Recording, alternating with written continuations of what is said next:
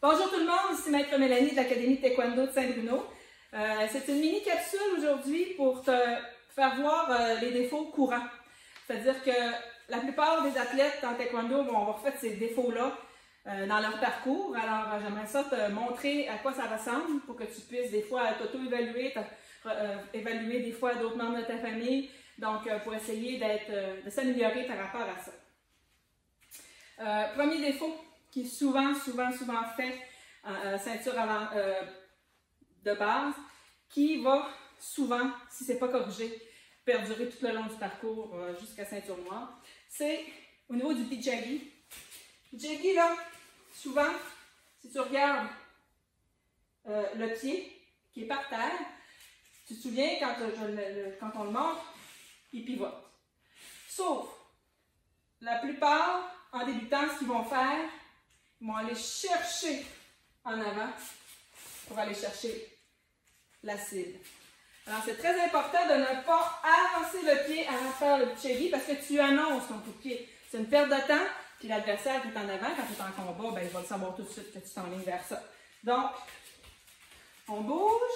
Au lieu d'avancer, tu fais juste pivoter. C'est vraiment une question de poids, puis d'habitude, pivoter pour allonger ta jambe.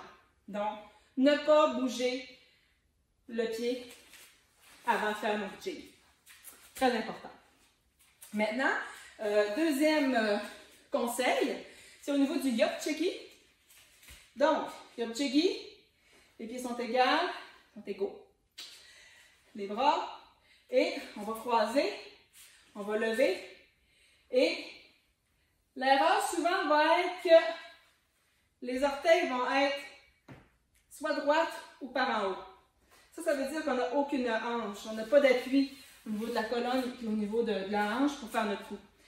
Donc, c'est vraiment d'aller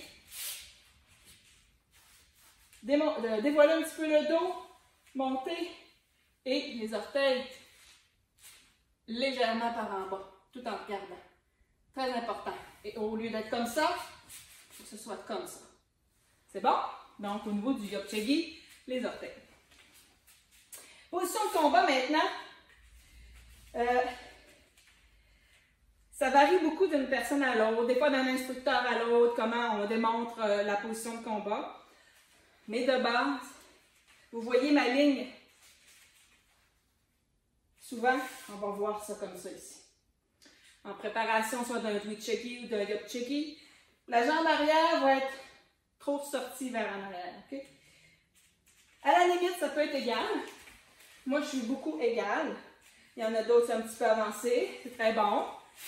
Mais jamais reculer. Ça veut dire qu'à chaque fois que tu te replaces suite à une technique, il faut s'assurer que ta position de combat, elle est bonne. Tu vois? Même chose avec au niveau de la position de combat, nos mains. C'est important que les bras soient relax, que les épaules pas être bien raides, sauf que faut qu'il y ait du tonus.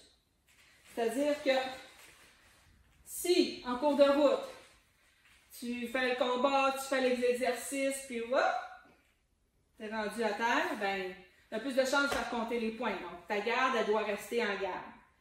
Tout en restant toute la musculature ici de tes bras relax. Pas crispé. Relax. Mais il faut que ça reste toujours en protection. Très important. C'est un point souvent qui est remarqué en défaut. C'est bon? Un autre défaut, c'est au niveau du Doi-Chegi. Donc, Doi-Chegi, coup de pied arrière.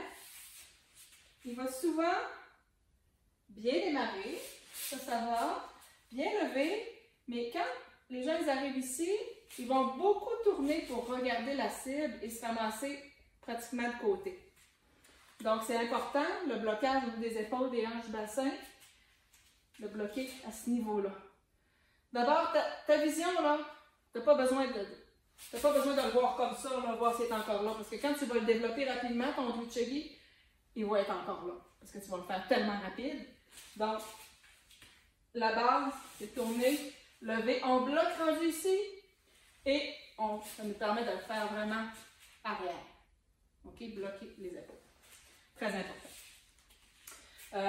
Au niveau du 360 du Chegi, vous voyez encore ma ligne de où est ma position de combat. Donc, la tête va en premier, je l'ai déjà expliqué. Le défaut, c'est quand on va porter la jambe, le pied, au lieu d'aller le porter vraiment à l'extérieur un petit peu de la ligne pour se retrouver à nouveau position de combat, en équilibre, bien, certaines personnes vont le faire, c'est un défaut qu'on remarque souvent, ils vont tourner, mais pas assez. C'est plus en position de combat comme ça, là. Tu reviens avec un défaut de position. Donc, il faut vraiment dépasser le centre ou égal, en tout cas dépasser, plus facile pour aller faire ton tour. Donc, au lieu de faire comme ça, et là, en vain d'essayer de faire ton twist, ben, c'est d'être vraiment dépassé un petit peu pour frapper. Comme ça, tu gardes toujours ton équilibre. Ça va? Maintenant, au niveau du Nario Chegi, hein, drum kick, c'est un petit peu la même chose aussi avec les Doleo Chegi en rond visage. Donc, tout dépendamment de la souplesse de certaines personnes qui en ont un petit peu moins, ils vont essayer d'aller compenser en levant sur le bout du pied. Alors ça, il ne faut pas faire ça parce que c'est dangereux de perdre l'équilibre. Donc, au lieu de faire comme ça, pour pivoter et descendre un peu la mitaine. Mieux vaut un coup de pied bien fait, un peu plus bas, puis là, tu t'améliores dans ta souplesse. Tu as vraiment une amélioration que tu es capable d'aller chercher, mais tu n'auras pas déformé ton coup de pied. Donc, vraiment pivoter. OK? Même chose avec le Doleo Chegi. Pivoter.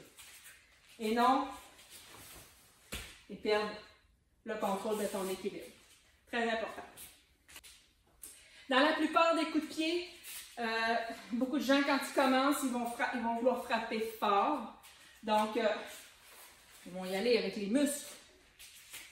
Frapper fort. Mais c'est mieux d'y aller léger. Puis quand tu as la technique, là, tu augmentes ta vitesse et là, ça va augmenter ta force. Donc, très léger quand tu travailles. Puis à un moment donné, ta vitesse va arriver. C'est pour ça que souvent, on va demander à l'athlète de sautiller. Pas être comme un bloc là, de bois, de métal. Donc, léger, léger. Puis quand tu retombes, ça ne fait pas de bruit. Tu contrôles ta tombée. Tandis que quand tu y vas fort, j'exagère un peu, mais quand même, tu comprends ce que je veux dire. Là, tu te ramasses que tu as perdu l'équilibre, tu n'as pas eu le contrôle du tout de ton coup de pied. Donc, très léger. Même chose pour tous les coups de pied. Tu es toujours en contrôle, tu es prête à repartir, puis il te reste juste à améliorer ta vitesse. Ça met fin à ma capsule de trucs sur les principaux défauts. J'espère que tu as aimé. Alors, n'oublie jamais d'aller t'étirer à la fin de tes entraînements et de nous faire des petits coucous. Alors, on attend de vos nouvelles. Bye!